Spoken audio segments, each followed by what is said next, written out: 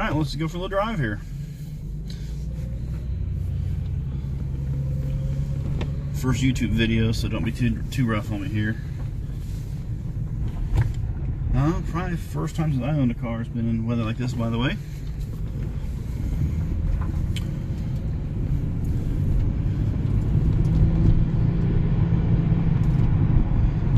Yeah, like I said, I was looking for this car. I looked over 2 years, at least 15, 18 different cars, 6 different states. And I really didn't even want an automatic, but after talking to the old lady up in Michigan, and she bought it from an old man, and I was like, hey, this car is actually worth the drive to look at.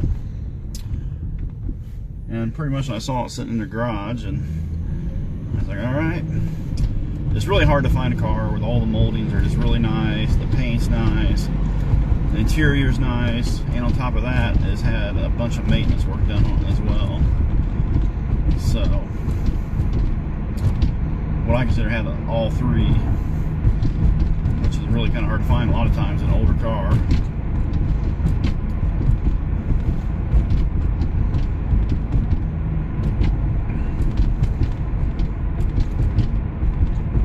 Like I said, it's not perfect. I showed you the few, minor paint defects and try to show everything I can, because there's nothing worse when you actually drive a long ways to look at a car and they told you, oh, it's a really nice car, and you get there, you're like, hey, what about the car in the pictures? I'd like to see that one. So I really did my absolute best to demonstrate, what flaws it may have, and accurately, represent what it is, and try not to hide anything. Yeah, the windshield moldings are whacked up top, and I did not paint those, by the way, but the old lady did. But when I have brand new moldings, which I do have a picture of, and I always figure if I ever would replace a windshield, I would do them at that time.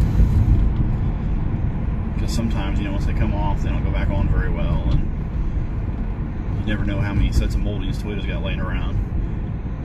And the left rear quarter molding, you'll see in one of the videos, it shows a little bit of wear. But, I mean, it's just the small rear triangle part. Everything else is really nice.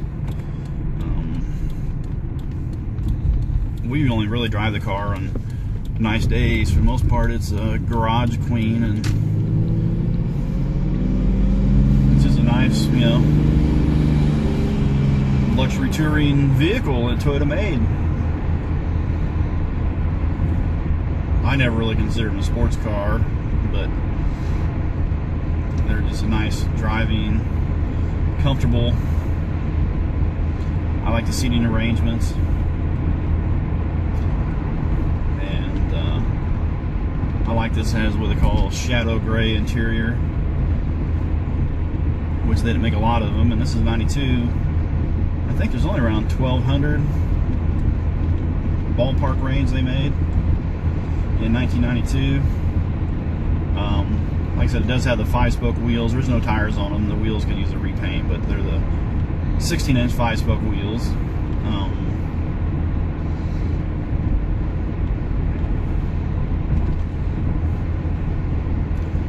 And the first owner, he put in what is called a Super Chips. Basically allows it to run about 12 pounds of boost, and so it has a little bit more power than stock. But it's not a rocket ship, but it's a smooth running driving car. I refer to as the Whooshmobile, and it's just a little bit more power than stock, and so it's a little bit more exciting, but it's definitely not fast. But it's, I have a car if I want to go fast, and this is not it. And so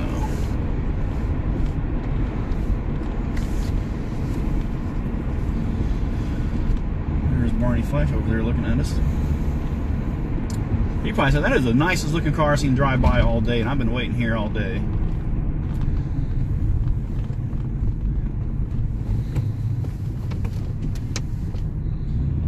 And the only reason I'm actually selling the car is we're going to downsize our house, and I'll be without a garage for a little while.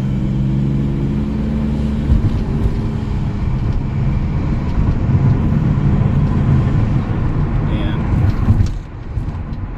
I don't want the car to sit outside. Don't really want to put in a storage unit. So hopefully find another good steward for this vehicle and keep it nice and just drive it when it's nice out and enjoy it.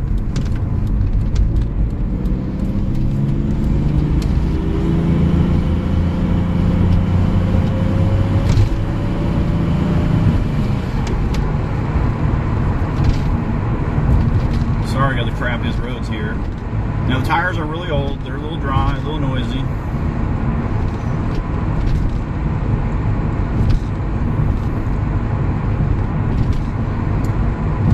And they installed that super chip thing, as I was saying, in 1996. It's been in the car for a long time. It functions great. There's no issues with it.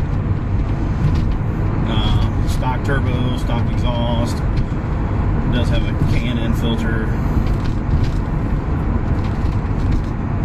Either here nor there on that, actually.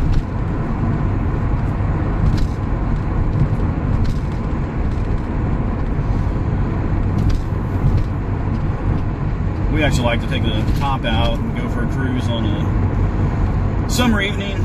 AC on, AC works great. The heater doesn't work. The heater core had a leak recently, and it has been bypassed.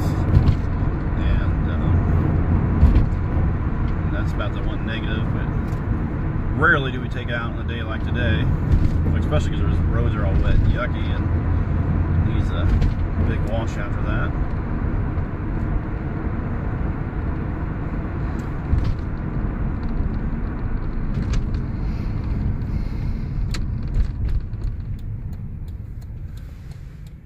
We recently just did a head gasket and valve stem seals, timing belt, water pump, drive belts, tensioner pulley, all the seals and stuff. And I was a former Toyota Master Tech for 15 years.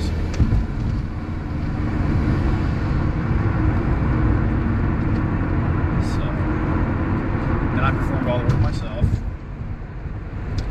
Checked the head and the block for straightness. I did use the stock head bolts, which I think are a very fine bolt. They was never properly torqued. But again, this head gasket went 90-some thousand miles, 20-some years. So, but yeah, big turbo and more boost would have pushed it out a long, long time ago.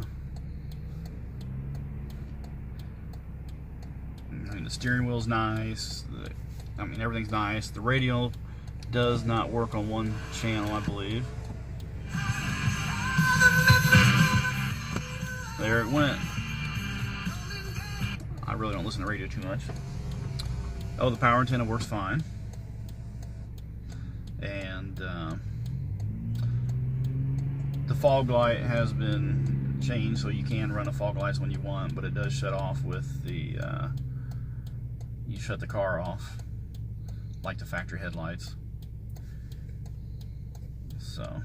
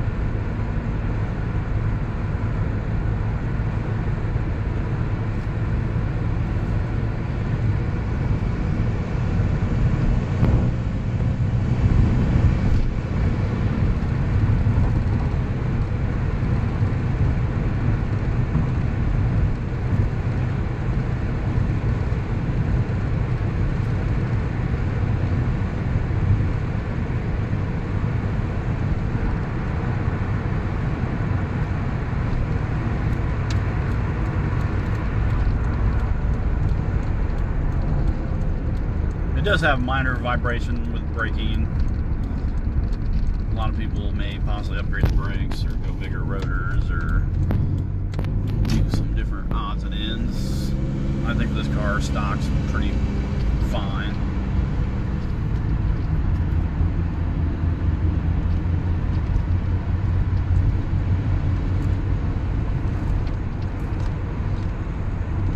Because the advantage of keeping a car in a heated garage, the heater didn't work. It's really not that big a deal for a little cruise when it's cool outside.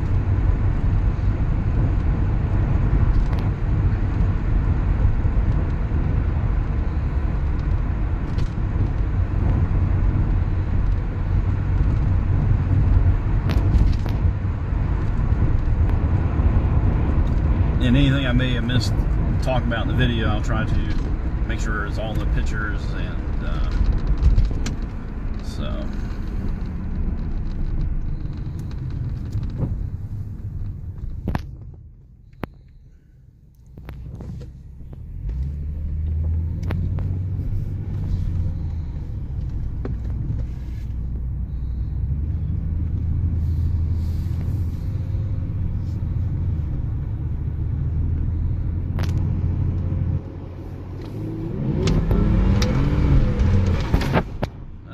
Slicker today.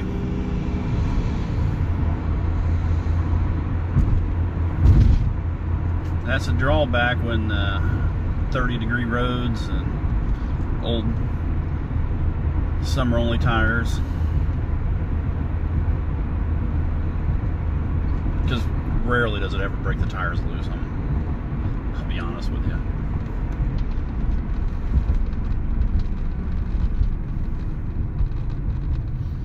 Like I said, it's got enough power to be exciting, and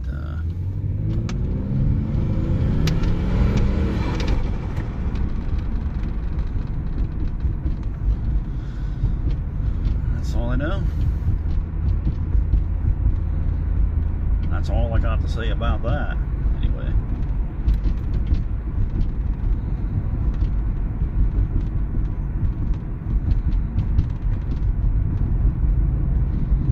Oh, the rear shocks, they're Tim shocks. They high speed, you know, cruising 80 miles an hour in the interstate. Sometimes they feel a little on the lack of dampening. The front seems to be pretty fair overall.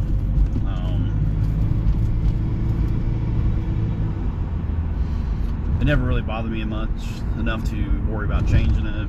We mostly drive around here and don't go super far in it anymore, or really for the most part ever, because, you know, once I got it, it's like, hey, this car's pretty nice.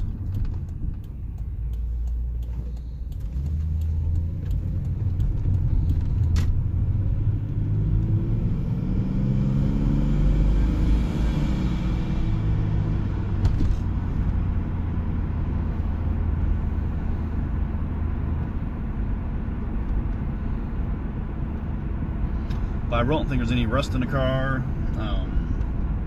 The interior is really, really nice shape for what it is.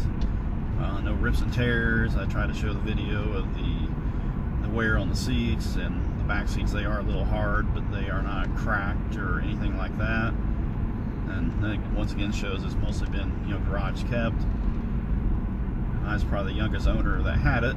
I know it was the older fellow who bought it first, and then the other lady, which I got it from, she was probably pushing 60 or so, and strangely, she wouldn't let her husband drive the car.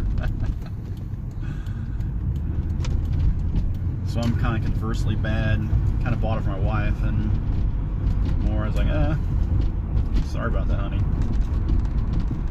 But she's been pretty much a team player.